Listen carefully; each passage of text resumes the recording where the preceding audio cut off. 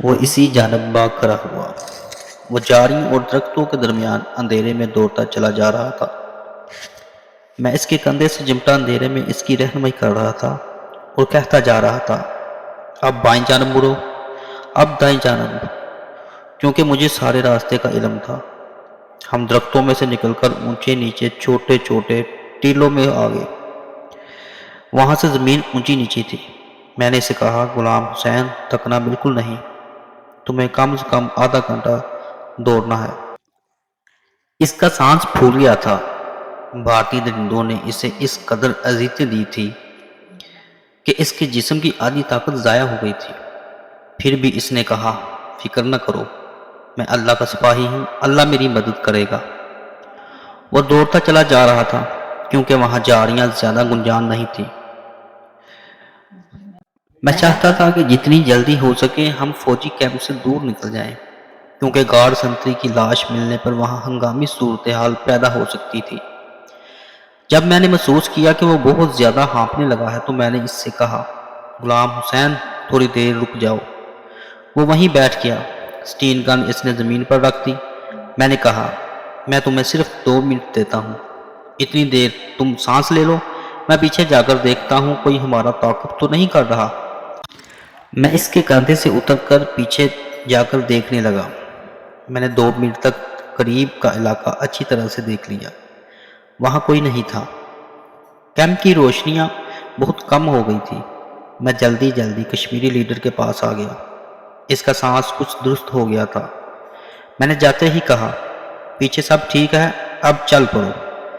میں اس کے کاندھے پر آ گیا۔ کشمیری لیڈر نے اٹھتے ہی پوچھا، تمہاری کمانڈو پارٹی کا ٹھکانہ کتنی دور ہے؟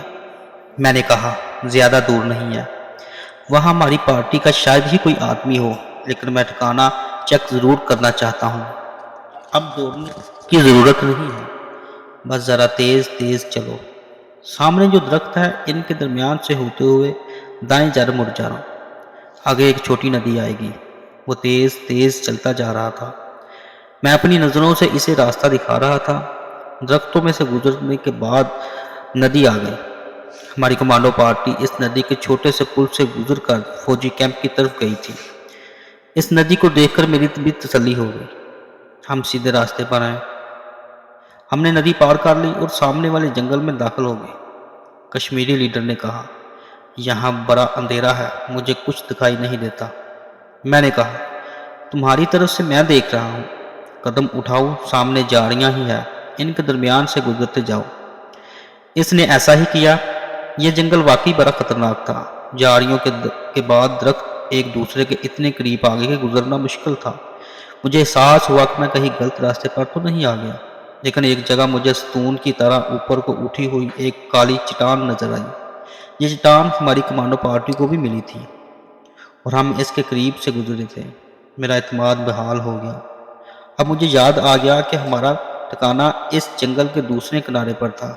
کچھ ٹیلے ایک دوسرے کے بالکل قریب تھے۔ ہم نے یہ گراں جنگل قریباً آدھے گھنٹے میں طے کیا۔ مجھے لگتا تھا کہ کسی طرف سے کوئی جنگلی درندہ نکل نہ آئے۔ ان جنگلوں میں شیر اور چیتے کثرت سے پائے جاتے تھے، لیکن خدا کا شکر رہا، راستے میں کوئی شیر چیتا نہ ملا اور ہم اپنے ٹھکانے کے پاس آ گئے۔ 2 ٹیلے بالکل ساتھ ساتھ کھڑے تھے۔ ایک کی ڈھلان ختم ہوتی تو دوسرے کی شروع ہو جاتی تھی۔ ان کے پیچھے ایک جگہ کمانڈو خالد اور ان کے ساتھیوں نے ایک خفیہ ٹھکانہ بنا رکھا تھا۔ میں وہاں ان کے پاس آ چکا تھا۔ جب ہم خفیہ ٹھکانے میں داخل ہوئے تو وہ خالی پڑا تھا، وہاں کوئی بھی نہیں تھا۔ کشمیری لیڈر بیٹھ گیا، کہنے لگا، یہاں تو کوئی نہیں ہے۔ میں نے اسے بتایا، کمانڈو پارٹی میرا 2 دن انتظار کرنے کے بعد طے شدہ پروگرام کے مطابق یہاں سے بھوپال روانہ ہو گئی ہوگی۔ وہ کہنے لگا، بھوپال تو یہاں سے کافی دور ہوگا۔ میں نے کہا، اتنی دور بھی نہیں ہے، آگے ایک قصبہ ہے جہاں سے لاریاں بھوپال کی طرف جاتی ہیں، مگر ہم اس طرف نہیں جائیں گے۔ اگر اس طرف نہیں جائیں گے تو بھوپال کیسے پہنچیں گے؟ اس نے پوچھا۔ میں خود یہی سوچ رہا تھا۔ میں نے کچھ دیر غور کیا اور پھر کہا، غلام حسین، میرا خیال ہے ہمیں قصبے کی طرف ہی نکلنا چاہیے۔ اگر ہم نے دیر کر دی تو فوجی کیمپ میں تمہارے فرار کا علم ہو گیا تو یہاں سے نکلنا بہت مشکل ہو جائے گا۔ کیمپ کی پلٹن اس علاقے کو گھیرے میں لے سکتی ہے۔ اٹھ کھڑا ہوا، تو پھر دیر نہ کرو کرمداد، ابھی نکل چلتے ہیں۔ ہم نے بڑی عقل مندی سے کام لیا تھا، ہمیں ایسا ہی کرنا چاہیے تھا۔ ہم اسی وقت ٹھکانا چھوڑ کر یہاں سے قصبے کی طرف نکل پڑے۔ جنگل ختم ہو گیا تھا، اونچا نیچا میدانی علاقہ، کھیت شروع ہو گئے تھے۔ ہم میدانوں کو عبور کر کے کھیتوں میں سے گزرنے لگے۔ کچھ دیر رکنے کے بعد دور سے قصبے کی ٹمٹماتی روشنیاں دکھائی دینے لگیں۔ قصبے میں جا کر معلوم ہوا کہ رات کا ابھی 11 بجا ہوا ہے۔ مشکل یہ پیش آئی کہ کشمیری لیڈر کے پاس لاری کا کرایہ نہیں تھا۔ اس کا حلیہ بھی مفرور قیدیوں والا تھا۔ میں سام کی شکل میں تھا۔ قصبے کے باہر ایک جگہ ایک لاری کھڑی تھی جس میں کچھ مسافر بیٹھے ہوئے تھے اور اوپر سامان لدا ہوا تھا۔ میں نے غلام حسین سے کہا، وہاں چل کر کسی سے پوچھو کہ یہ لاری کہاں جا رہی ہے۔ بس تم صرف اتنا ہی پوچھنا، آگے کوئی بات نہ کرنا۔ وہ لاری کے پاس آ گیا، ایک ہندو لالا جس نے ہندو لالوں کی طرح دھوتی باندھ رکھی تھی، لاری کی آگے ڈرائیور کے پاس کھڑا اس سے باتیں کر رہا تھا۔ کشمیری لیڈر ایک طرف کھڑا ہو گیا۔ لالا ڈرائیور سے کہہ رہا تھا، بھوپال جاتے ہی گنگا دیوی سے کہنا کہ میری طرف سے بھگوان شیو کے مندر میں 5 سیب لڈو بیچاریوں کو خود جا کر دے آئے، اور لاری تیز مت چلانا، ابھی میں نے اس کی انشورنس نہیں کرائی، سمجھ گئے؟ ڈرائیور نے سگریٹ کا کش لگا کر کہا، سمجھ گیا مالک۔ مالک نے کہا، بس 2-4 منٹ سواریوں کو دیکھ لو، نہ ملی تو چل پڑنا، زیادہ رات ہو جائے گی۔ میں سمجھ گیا کہ یہ لالا اس لاری کا مالک ہے اور یہ لاری بھوپال جا رہی ہے۔ لالا لاری سے ہٹ کر اڈے کی طرف جانے لگا تو کشمیری لیڈر سے پوچھا، کیا بات ہے جی، بھوپال جانا ہے تو بیٹھ جاؤ لاری پہ۔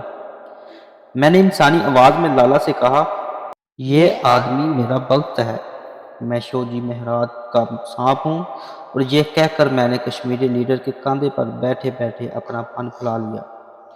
لالا اس وقت لاری سے کچھ 6-7 قدم کے فاصلے پر ذرا اندھیرے میں تھا۔ لاری کا ڈرائیور لاری کی دوسری جانب کھڑا اپنے کلیز سے باتیں کر رہا تھا۔ لالا نے ایک آدمی کے کاندھے پر پھن دار سانپ کو دیکھ کر تھر تھر کانپنے لگا۔ میں نے کہا، ڈرو نہیں بالک، مجھے معلوم ہے تم بھی شیوجی مہاراج کے بھگت ہو۔ مجھے شیوجی نے تمہارے پاس یہ پیغام دے کر بھیجا ہے کہ ہمارے اس بھگت کو اپنی لاری میں بھوپال پہنچا دو۔ میرے لیے یہ اداکاری کرنا کوئی مشکل نہیں تھی، میں ایسا بڑی آسانی سے کر سکتا تھا۔ سانپ کی شکل میں تھا، میں انسانوں کی آواز میں باتیں کر سکتا تھا، اور یہ مجھے اچھی طرح معلوم تھا کہ ہندو شیوجی مہاراج کو بھگوان کا ایک روپ مانتے ہیں، اور شیوجی مہاراج کے سر پر ہمیشہ ایک سانپ جٹاؤں میں پھن پھیلائے بیٹھا رہتا تھا۔ ہندو لالا تو ہاتھ جوڑنے لگا، بولا، مہاراج میرے گن باغ کہ میں شیوجی مہاراج کے بھگتوں کی کوئی سیوا کر دوں۔ میں نے کہا، یہ بات کسی کو بتانا مت، تم نے شیوجی مہاراج کے ناک سے باتیں کی تھی۔ لالا تھر تھراتی آواز میں بولا، مہاراج میں کسی سے کوئی بات نہیں کروں گا۔ اس نے کشمیری لیڈر کے آگے ہاتھ باندھ کر کھڑا ہو گیا۔ میں نے کشمیری لیڈر سے کہا، شیوجی کے بھگت، ہم نے اپنا وچن پورا کر دیا، لالا جی کی گاڑی میں بیٹھ کر بھوپال پہنچ جاؤ، چلو۔ کشمیری لیڈر غلام حسین نے اس قسم کے مکالمے بلا پہلے کہاں سنے ہوں گے؟ وہ ایک باعمل مجاہد تھا اور دشمن سے جنگ کر رہا تھا۔ حیران ہو کر ہماری باتیں سنتا رہا۔ جب میں نے اسے لاری میں سوار ہونے کو کہا تو وہ جلدی سے لاری کی طرف چل پڑا۔ لالا جی اس کے آگے آگے تھے۔ لالا جی نے جاتے ہی ڈرائیور سے کہا، ملکی داس، یہ ہمارا مہمان ہے، خاص مہمان ہے، انہیں بڑے آرام سے اپنے پاس بٹھا کر بھوپال پہنچا دو۔ ڈرائیور بولا، مگر لالا جی فرنٹ سیٹ تو بک ہو چکی ہے۔ لالا جی نے اسے ڈانٹتے ہوئے کہا، جس کی سیٹ ہے اس کو پیسے واپس کر دو، میرے مہمان کو فرنٹ سیٹ پر بٹھاؤ۔ ڈرائیور نے کہا، اچھا لالا جی، اور کشمیری لیڈر سے کہا، آجو۔ میں اس دوران کشمیری لیڈر کی قمیض کے اندر چھپ گیا تھا۔ کشمیری لیڈر فرنٹ سیٹ پر بیٹھ گیا۔ لالا جی ہاتھ باندھے قریب آ کر بولا، مہاراج مجھے کوئی سیوا بتائیں۔ کشمیری لیڈر نے اپنی گھبراہٹ پر قابو پاتے ہوئے کہا، کوئی بات نہیں، کوئی بات نہیں۔ ڈرائیور نے لاری سٹارٹ کر دی۔ جس وقت ہم بھوپال پہنچے رات آدھی سے زیادہ گزر چکی تھی۔ لاری اڈے پر کشمیری لیڈر اتر گیا۔ میں نے اس سے کہا، جس طرف میں کہوں اس طرف چلتے رہنا، یہ علاقہ میں نے دیکھا ہوا ہے۔ رات کی تاریکی میری نگاہوں میں حائل نہیں ہو رہی تھی۔ میں اسے شہر سے باہر بارہ دری کے کھنڈرات پر لے آیا، جہاں سے کمانڈر خالد کی کمین گاہ زیادہ دور نہیں تھی۔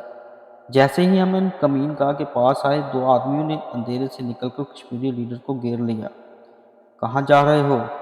کون ہو تم؟